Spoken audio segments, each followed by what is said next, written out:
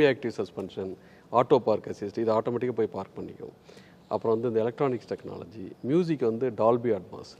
அப்போ வந்து இவங்க சொன்னாங்க, சார் மியூசிக் என்ன சார் பண்ணுவீங்க அப்படின்னா, நம்ம ஏஆர் ரஹ்மான்கிட்டே போவோம் அப்படின்ட்டு அவர் வந்து 6 மாதம் ஆச்சு அவருடைய அக்சஸ் பண்ணி உள்ளே போகிறதுக்கு. அப்போ தான் போனதுக்கப்புறம் தான் தெரிஞ்சது ரொம்ப ஈஸி இவரை தெரிஞ்சிருந்தா அப்படின்ட்டு.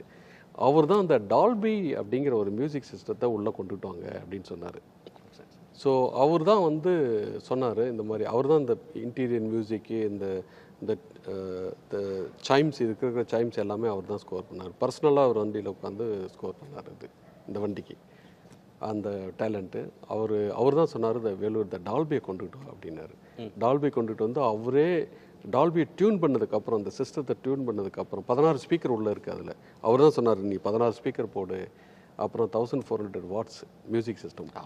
ஏஆர் ரஹ்மான்னாலே ஒரு பிரம்மாண்டம் அதை வந்து இதுக்குள்ளே போட வச்சிட்டாரு. நாங்களும் அவர் சொல்கிறத வந்து எல்லாத்தையும் போட்டோம் அப்படின்ட்டு கடைசியில் இப்போ லாஸ்ட் வீக் தான் போனோம். லாஸ்ட் வீக் நான் கார் எடுத்துகிட்டு போய் அவர்கிட்ட காட்டினேன். அவர் அந்த ஒரு ரவுண்ட் அடிச்சார். அவர் வீட்டை சுற்றி வெளியில் வந்து அவருடைய பிரியப்பட்ட அந்த மியூசிக்கை போட்டு அதை கேட்டார். அதில் வந்து எல்லா ஃப்ரீக்வன்சிஸும் வரும். அதில் பயங்கர மிரண்டு போயிட்டார். Vellore fantastic, you made my day அப்படின்னு சொல்லிட்டு பயங்கரமாக அவர் வந்து இதாகிட்டார்.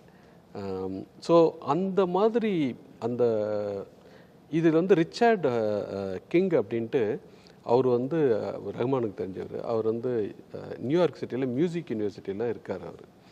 அவர் வந்து 15 அகாடமி அவார்டு, கிராமி அவார்டு வாங்கியிருக்காரு இந்த மியூசிக் ஸ்கோர்ஸ் பண்ணுறதுக்கு. அவரை கூட்டிகிட்டு வந்து 3 வீக்ஸ் அவர் வந்து உட்காந்து டியூன் பண்ணார். ரஹ்மான் தான் சொன்னார், இந்த மாதிரி கூப்பிட்டு வந்து அவரை டியூன் பண்ண சொல்லுங்கள் அப்படின்ட்டு.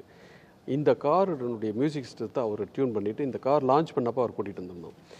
இதில் என்னென்னா, எது நமக்கு தெரியலையோ அதை வந்து தெரியலன்னு ஒத்துக்கிட்டு பெஸ்ட் எக்ஸ்பர்ட்ஸ்கிட்ட போய் அதை அவங்க சொல்கிறத கேட்டு, ஈகோ இல்லாமல் கேட்டு, அவங்க சொல்கிறதெல்லாம் பண்ணிவிட்டு, இன்னொருத்தர்கிட்ட வந்து என்னுடைய ரிசல்ட்டை வந்து ஒரு பெஸ்ட் எக்ஸ்பர்ட்கிட்ட கொடுத்து அசஸ் பண்ணிவிட்டு, அவர் சொல்கிறத வந்து அவர் 3 வருஷம் நிறைய மாற்றினார். அந்த ரிச்சர்ட் கிங் வந்துட்டு அது ரஹ்மான்கிட்ட அதுக்கு முன்னாடி கொண்டு போய் கொடுத்தாரு. அதை பார்த்துட்டு வேறு சரியாக வரல, எனக்கு அந்த டால்பியினுடைய எஃபெக்ட் வரமாட்டேங்குது.